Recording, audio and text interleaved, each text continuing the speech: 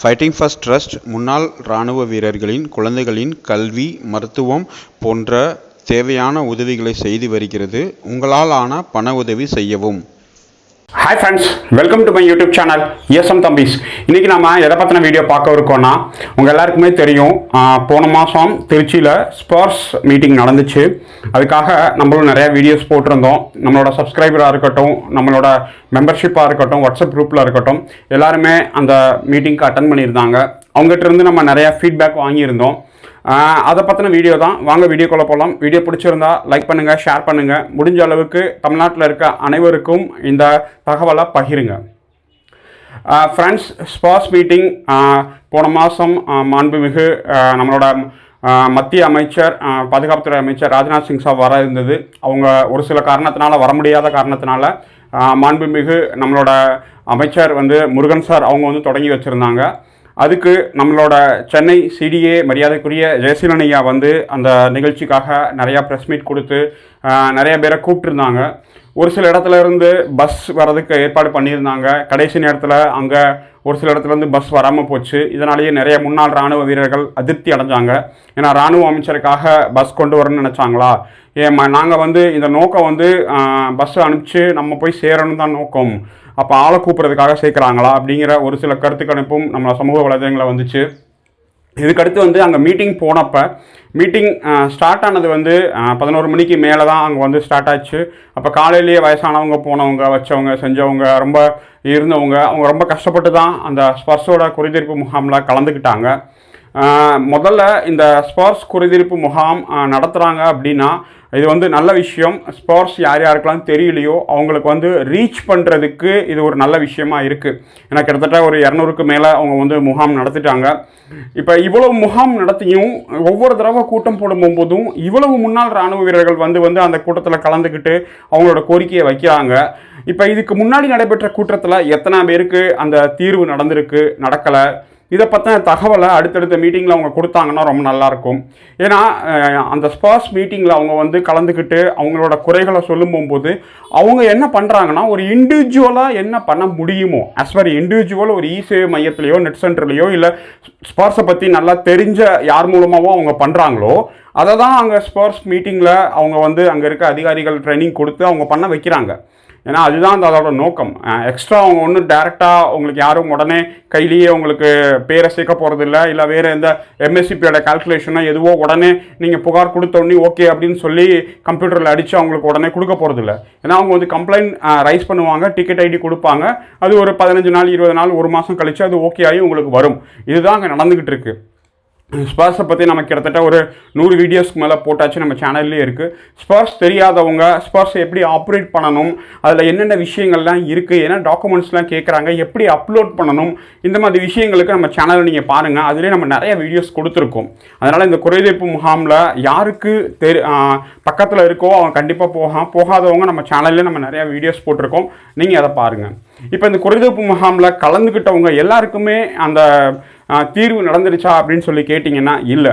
இதை பற்றி நம்மளோட மரியாதைக்குரிய சுகுமார் சாப் அவங்களும் வீடியோ போட்டிருந்தாங்க.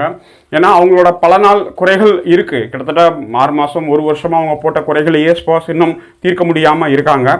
அப்போ ஸ்போர்ட்ஸில் கலந்துக்கிட்ட அனைத்து குறைகளும் தீர்ந்துருமா அப்படின்னு கேட்டிங்கன்னா இல்லை.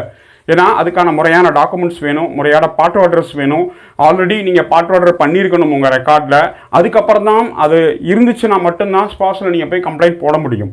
அப்போ இந்த ஸ்போர்ட்ஸ் அப்படிங்கிறது கொண்டு வந்ததே ஒரு கேள்விக்குறியாக அமையுது.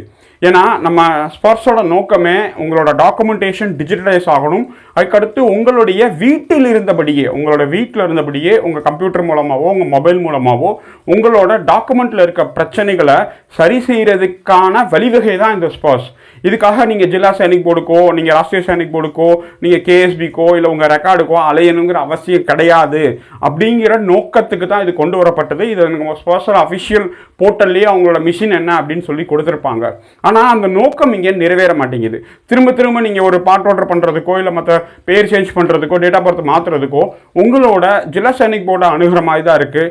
அதுக்கப்புறம் அந்த notary public document, news paper cutting இதெல்லாம் வச்சு பழைய முறைப்படி எப்படி இதுக்கு முன்னாடி நடந்துகிட்டு இருந்ததோ அதுபடி தான் நீங்கள் வந்து அனுப்பிச்சு உங்கள் ரெக்கார்டில் பார்ட் ஹோல்டர் ஆகி அதுக்கப்புறம் அது வந்து அதுக்கப்புறம் நீங்கள் ஸ்போர்ட்ஸில் அப்டேட் பண்ணி அதுக்கப்புறம் உங்களுக்கு குறைச்ச பிபிஓ ஜெனரேட் ஆகிற மாதிரி இருக்குது.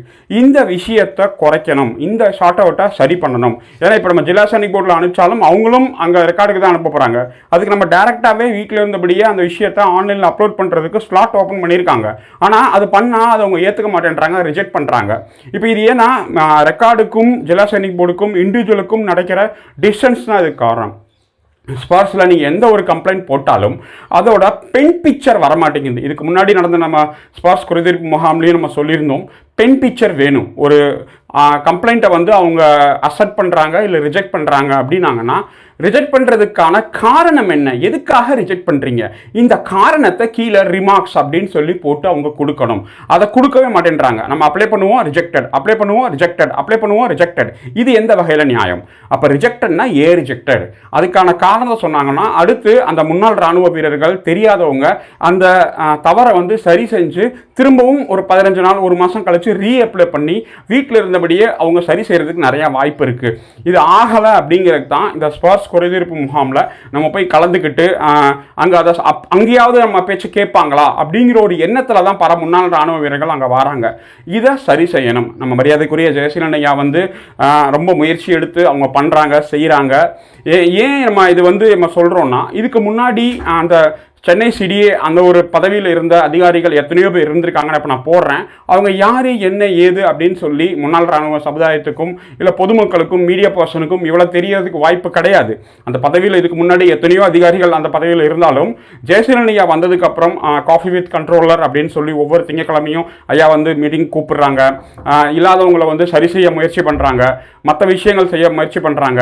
ஆனால் முக்கியமான நோக்கம் இந்த ஸ்போர்ட்ஸில் இருக்க பென் பிக்சராக இருக்கட்டும், ஸ்போர்ட்ஸ் அப்டேட் பண்ணால் அதோட அப்டேஷன் வேகமாகி நம்மளுக்கு வந்து சேரணுங்கிற விஷயம் இன்னும் அது நடைமுறைப்படுத்தாமல் இருக்கிறதால ஸ்போர்ட்ஸில் வந்து இன்னும் ஒரு எட்டாத கனியாக தான் இருக்குது எல்லாருக்குமே. இதை அவங்க சரி செஞ்சால் மட்டும்தான் ஸ்போர்ட்ஸோட அடுத்தடுத்த ப்ரோக்ராமில் நல்லபடியாக நம்ம நடக்கும். கூடிய சீக்கிரமாக நவம்பர் மாதம் மதுரையில் வந்து ஸ்போர்ட்ஸ் மீட்டிங் இருக்குது அப்படின்னு சொல்லி அவங்க அஃபிஷியலாகவே தெரிவிச்சிருக்காங்க. அதுக்குள்ளேயாவது இந்த பென் பிக்சராக இருக்கட்டும் மற்ற விஷயங்களாக இருக்கும் வீட்டில் இருந்தபடியே அப்லோட் செய்யாமல் ஜில்லா சைனிக் போர்ட் போகாமல் ராசகவி போகாமல் அவங்க வீட்டில் இருந்தபடியே செய்கிற மாதிரி அந்த சாஃப்ட்வேர்லேயே அவங்க டிசைன் பண்ணி அதுக்கான ஃபீட்பேக் கொண்டு வந்தாங்கன்னா ரொம்ப நல்லா இருக்கும். இதான் அந்த வீடியோ மூலமாக நம்ம கேட்டுக்கிறோம். வேறு ஏதாவது உங்களோட ஸ்போர்ட்ஸ் பற்றி கருத்துக்கள் இருந்துச்சுன்னா கண்டிப்பாக கமெண்ட் செக்ஷன் இருக்குது, நீங்கள் கமெண்ட் பண்ணுங்கள். நம்மளோட அஃபிஷியல் வெப்சைட் இருக்குது www.esmthabis.com. வேறு ஏதாவது உங்களுக்கு இருந்துச்சு அப்படின்னீங்கன்னா கண்டிப்பாக நம்ம வெப்சைட்டில் போய் பாருங்கள். முக்கியமான ஜிஓஸ், சர்க்குலர்ஸ், டாக்குமெண்ட்ஸ், பிளாட்ஃபார்ம் எல்லாமே கொடுத்துருக்கோம். நம்மளோட ESM தம்பிஸ் அஃபிஷியல் வாட்ஸ்அப் குரூப்பில் ஜாயின் பண்ண விருப்பப்பட்டீங்கன்னா ஜாயின் பட்டன் இருக்குது, நீங்கள் கிளிக் பண்ணி நீங்கள் ஜாயின் பண்ணிக்கலாம். Thank you very much watching this video. Jai Hind.